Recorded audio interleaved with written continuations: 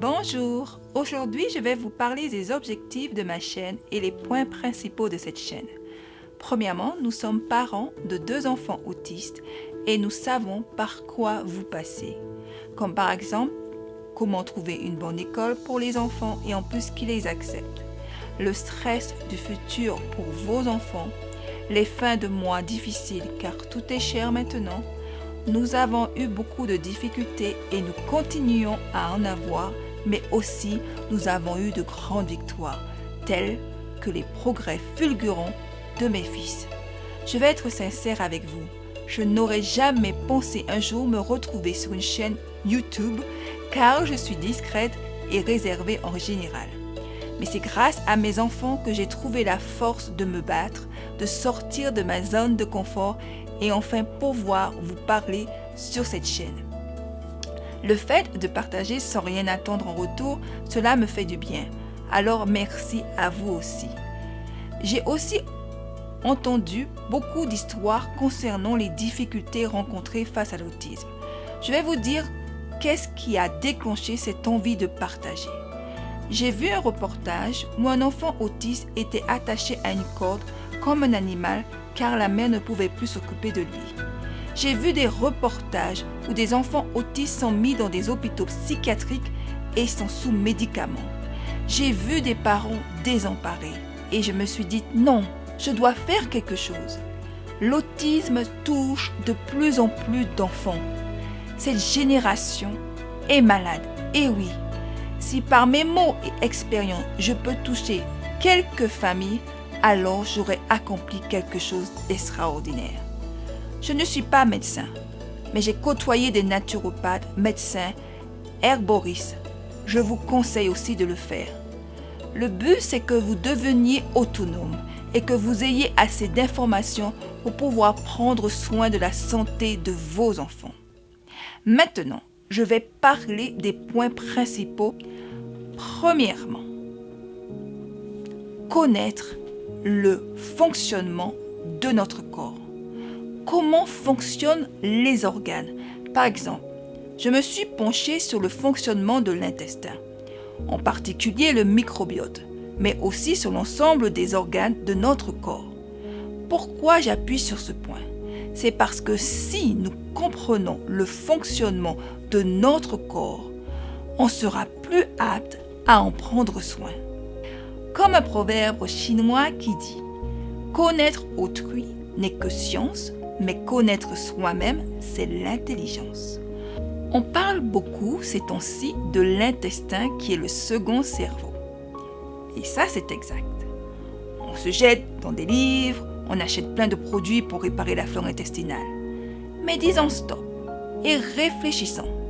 Le corps est-il fait que de l'intestin et le cerveau? Alors nous allons étudier d'autres organes.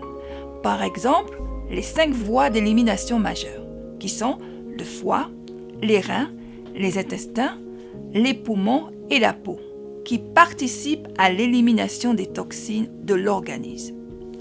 Élimination des toxines, donc élimination des métaux lourds.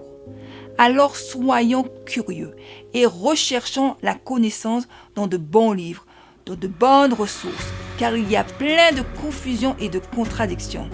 Il faut vous dire que le corps est complexe et est une machine extraordinaire qui a sa propre intelligence.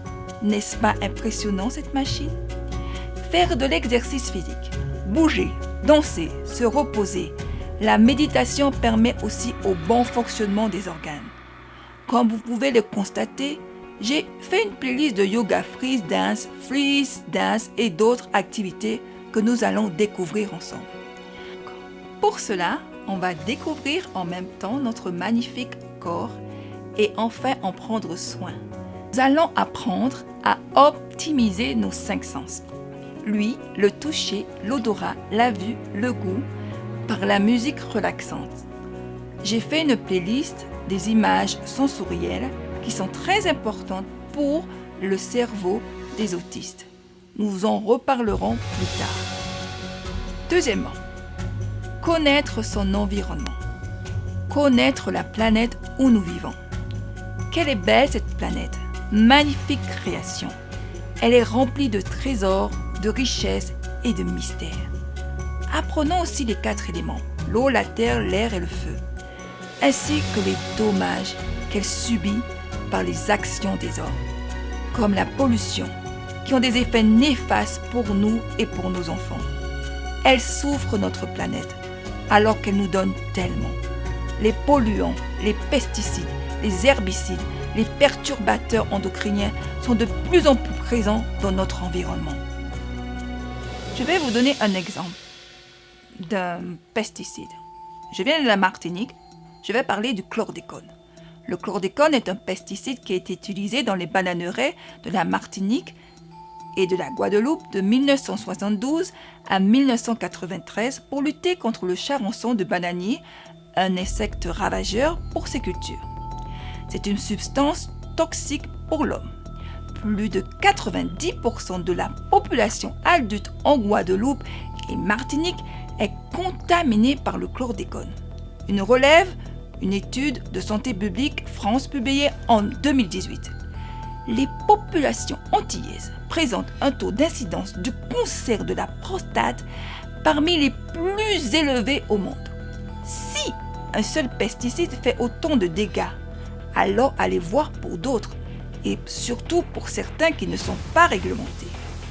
Nous allons parler aussi du glyphosate, un herbicide très utilisé au Canada qui a des incidences sur la santé.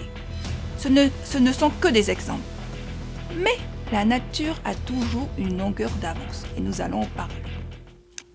3. On va parler de la médecine alternative. Recherchez ce qui se faisait dans le domaine de la médecine alternative comme l'acupuncture, l'ostéopathie, la phytothérapie, les médecines traditionnelles. Nous allons parler plus spécialement de la phytothérapie. Pourquoi la phytothérapie? Soigner par les plantes, c'est très important et a des effets bénéfiques pour le corps. 4. L'alimentation. Notre façon de manger a beaucoup évolué depuis le début de l'humanité. Cette évolution s'est accélérée au cours des dernières décennies. Aujourd'hui, c'est l'ère où la cuisine monopolise l'espace. Jamais on n'a eu autant d'émissions et de livres de cuisine, dans plein de saveurs. Les consommateurs sont dorénavant tiraillés entre des aliments sains, ceux qui ne coûtent pas trop cher, et des produits transformés qu'ils pourront cuire rapidement. Mais aussi, il y a un désir de retourner en arrière et de redécouvrir la cuisine de nos grands-mères et de renouer avec la cuisine de proximité. On devient conscient de la richesse de produits que l'on retrouve sur le territoire. Le garde-manger n'a jamais été aussi rempli et diversifié. Seulement, tout cela a un prix.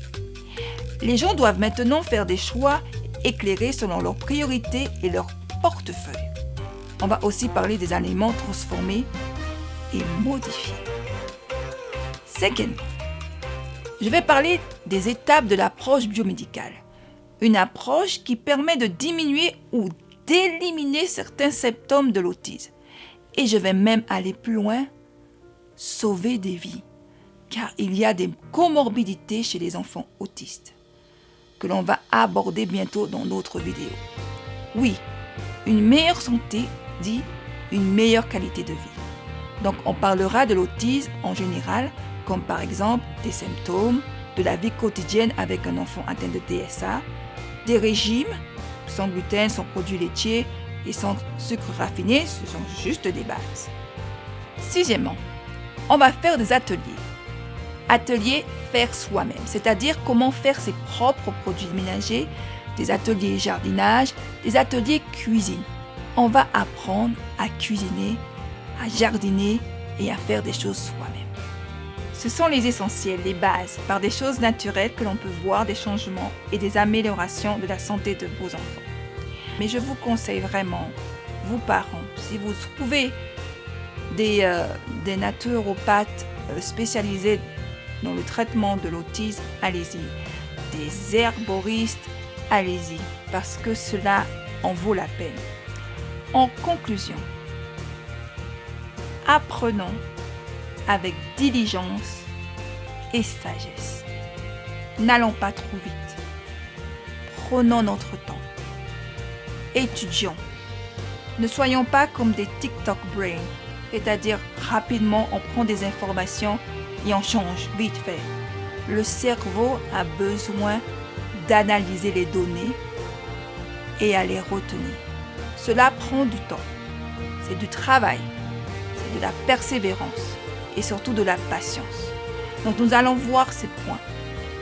Donc, apprenons avec diligence et sagesse, appliquons ce que nous apprenons et partageons ce que nous appliquons. Voilà. Allons-y, nous allons apprendre cette année à améliorer notre santé aussi, car ce sont des choses naturelles, et à améliorer la santé de nos enfants. Donc, je vous dis à bientôt et courage!